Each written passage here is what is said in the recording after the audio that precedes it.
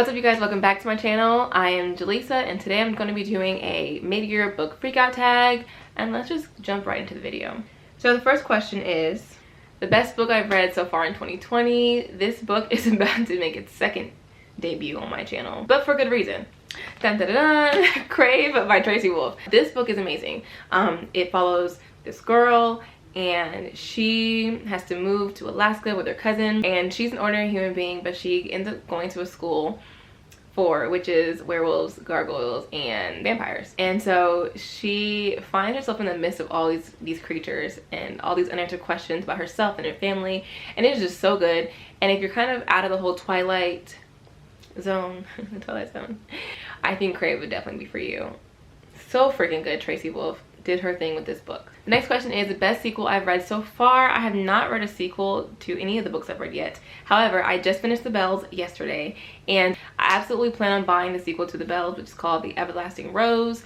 I'm really excited to read that book, so when I do finally read it, I'll let you guys know how it was. The next question is a new release you haven't read yet but want to. Definitely I Want to Be Where You Are by Christina Forrest. It's a road trip romance. I love road trip romance movies, so I'm excited to read this book by Christina Forrest. I mean, cars, road trips, love. I mean, it's really getting better than that. The next question is the most anticipated release for the second half of the year. I'm gonna have to say Now That I Found You by Christina Forrest.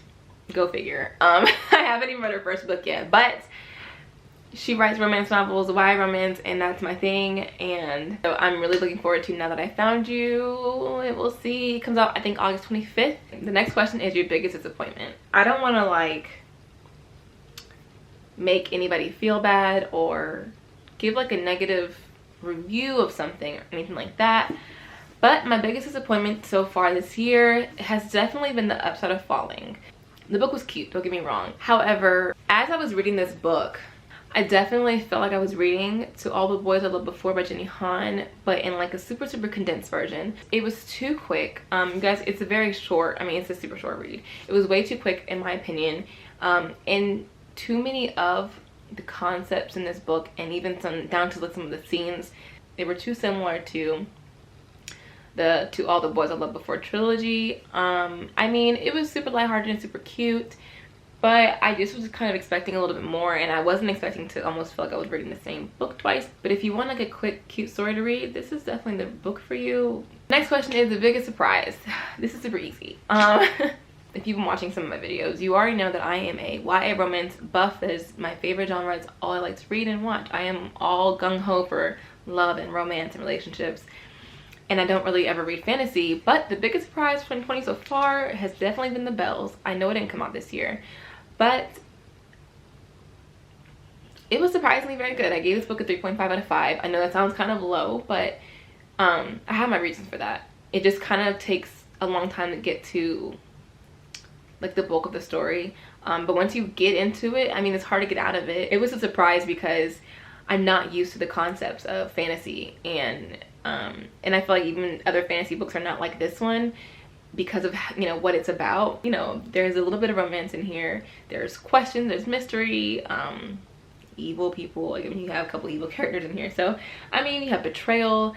It was a great job by Danielle Clayton. I mean, I really enjoyed it. It was definitely a huge surprise for me. So my favorite new author, which is not new author like this year, but she's new to me. I don't hate to say this, but even though her books have, you know, they're kind of not older, but they're older than some of the books that I have, Jenny Han can write her little tail off. She wrote a trilogy of mine that is absolutely so amazing. I read the trilogy in 3 days. Kind of embarrassed by that. And it's just amazing. Like, Jenny Han, if you ever see this, I love you. Okay? Thank you for writing the books that you've written so far. Can't wait to read your future works. My newest fictional crush. So, Jenny Han, you did it. You did. This is the Summer I Turned Pretty trilogy. Obviously, it came out, I think, in like 2013. So it's been quite a while. But I just read it this year, so whatever.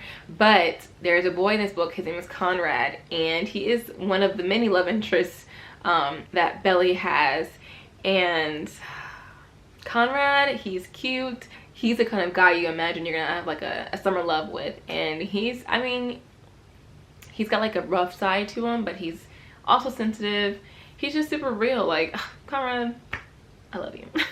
Newest favorite character, Tyson Trice, aka Trice. He is my favorite character this year so far. He just really had this amazing change from the beginning to the end of the story, and I just feel like I've met a lot of Trices in my life, and they're just so, you know, even though they're hurt and broken on the inside, there's just so much to tell about them. They have so many stories and so much we can learn from them and so much we can love about them. And he really showcases how someone can be hard on the outside but soft as putty on the inside, and just wants to trust people and wants to be loved and wants to love too. And I love that about Trice. So he is my favorite character of 2020 so far. A book that made me cry.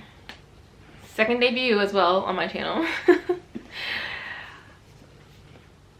If He Had Been With Me.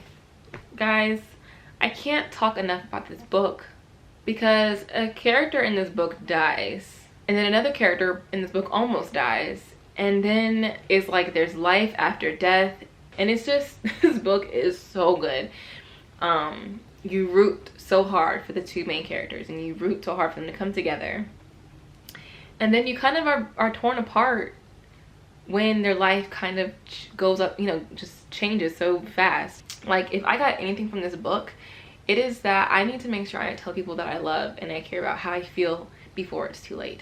Book that made me happy. 4 Days of You and Me by Miranda Kennelly is such a cute book. It follows these two people who are like sworn enemies, and they have this on again off again relationship throughout high school, and every year they have a trip at the end of freshman, sophomore, and junior and senior year, and every year at one of their field trips they are somehow reconnected. Okay, the last question is, what books do I need to read by the end of the year? The first one is Together We Caught Fire by Eva Gibson, and it is a romance book. It's actually kind of like weird. It has a bunch of like mom and dad, like mom gets married to this guy, these two people become like step siblings but they're not related, but they have like a romance. It is just a lot. The next one is Truly Madly Roly by Debbie Regaud. I'm not sure if I'm saying her last name right, but it is a romance novel about a girl who meets this guy, and he happens to be a prince, and there's some romance in there, obviously. Last one is Jackpot by Nick Stone.